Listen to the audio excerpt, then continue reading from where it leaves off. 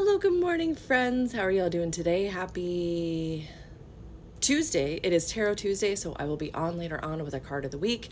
Until then, let's dive into our Hey Witch card of the day, shall we? And I'm going to do these prompts a little differently, okay? We're kind of going to skip around a little bit. We're going to be in order, but we're going to skip around, okay? There's some spreads that are coming up that I want to actually just like post pictures of instead of pulling for them on video.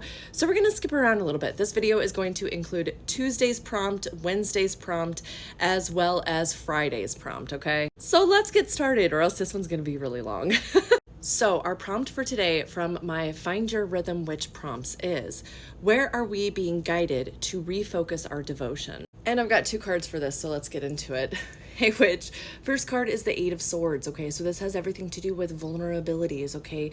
The so-called weaknesses that we acknowledge, all right? Feeling trapped, feeling stuck, all right? So we need to be turning our focus there because we are really trapping ourselves, all right? The thing about the Eight of Swords is, yes, we feel stuck, we feel trapped, but a lot of times these are self-imposed traps, okay? Stopped recording at 1:11, so, we have those numbers just like, influencing this poll. I get the sense that this is more suggesting our belief system, our ideas, our concepts, our perspectives are keeping us trapped. I firmly believe that our beliefs can set us free, but they can also keep us stuck. So in order to refocus our devotion, we need to be looking at the ways in which we are keeping ourselves stuck, perhaps in old patterns, okay, where we are feeling weak, all right, where we are feeling trapped, and where we are giving our power away to somebody else. Because the second card that popped out is an extra card that the creators of the deck threw in, and it's the Wise Cat, okay? So it's almost as if we are needing to look within and find the wisdom within us, okay?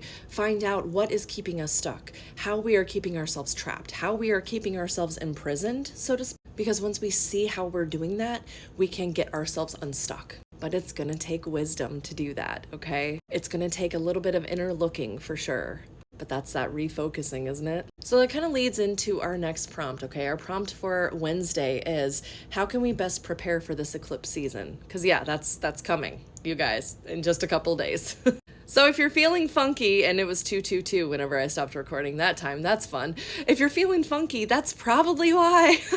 I've got two cards for this one, so let's dive into this one too. So one of the best ways that we can prepare for eclipse season is to protect our energy, okay? Be ready to protect ourselves, all right? Be ready to not become defensive, okay? Sometimes the Seven of Wands can suggest like being defensive, and that's not necessarily the road that we want to take, or at least the road that will be best serving for each of us, okay?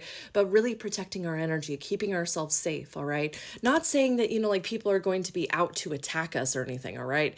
But it's more along the lines of respecting our energy, staying centered, staying grounded, doing any kind of grounding practice like meditation, breath work, anything like that to help us move through this eclipse season. So if this feels aligned for you, then go ahead and be ready to protect your energy, okay? Wear your favorite protection jewelry, all right? Reset your wards if that feels aligned, Be ready to protect yourself in whatever ways help you feel protected. Because our second card is the Wheel of Fortune, okay? Suggesting to go with the ebbs and flows, okay? To acknowledge the cycles that we are moving through in our lives, all right?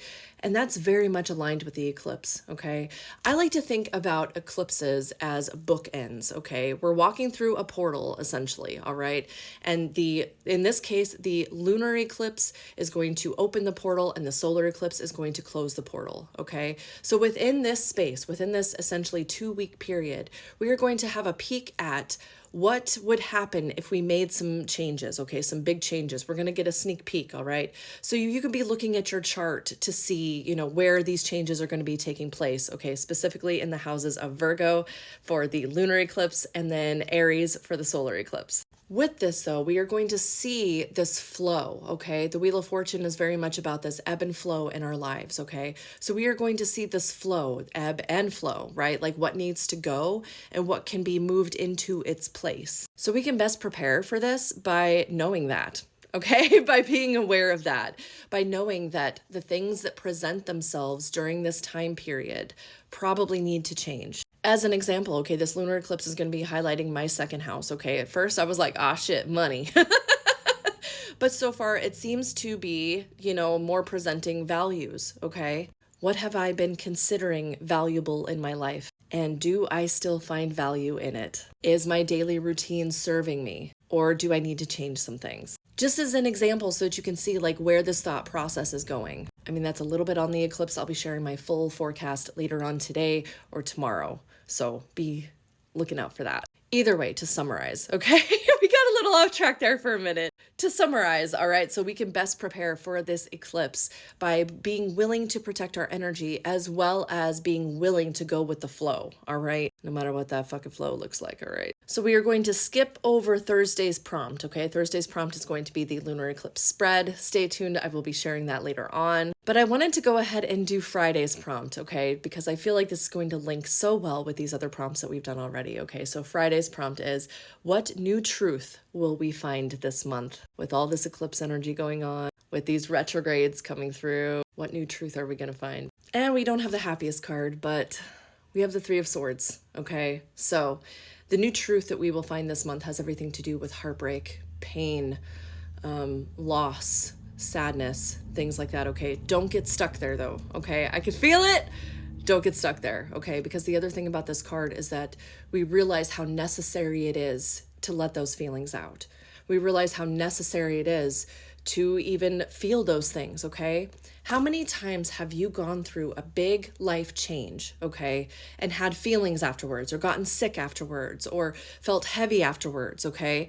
That is the necessary pain, okay? It's really important if we are going through a big change for us to be able to grieve the old, all right? Let go of the old, feel the pain, feel the heartbreak of the old, but then we can move forward, okay? We can recover, we can heal. But first, we gotta feel that fucking pain, you guys. And that's the new truth that we are going to deeper understand. So, that bodes, I don't know. Am I surprised? No.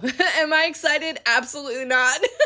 I feel like we're going to deeper understand that sometimes pain is necessary. Sometimes pain is a motivator for us. And that doesn't take away the pain, and that doesn't make it easier to feel. But we can move through it. We can feel it and allow ourselves to heal. And for some of us, that's going to be really difficult for us this month. But that doesn't mean that we shouldn't do it. So as we move through this month, okay, allow yourself time, space to grieve, to feel, to let it out. I think that's really fucking important for us. We don't want that trapped in our bodies. We don't want that stuck within us, just kind of living there. I know this video got really fucking long, okay? Thanks for still being here if you are. If you feel like it, let me know in the comments how you are going to embrace this eclipse energy, how you are going to move through this eclipse season with your eyes wide open, and how you are going to allow yourself to feel those feelings, which either way, good luck with this one, and I will see y'all later on for the card of the week. Bye, friends.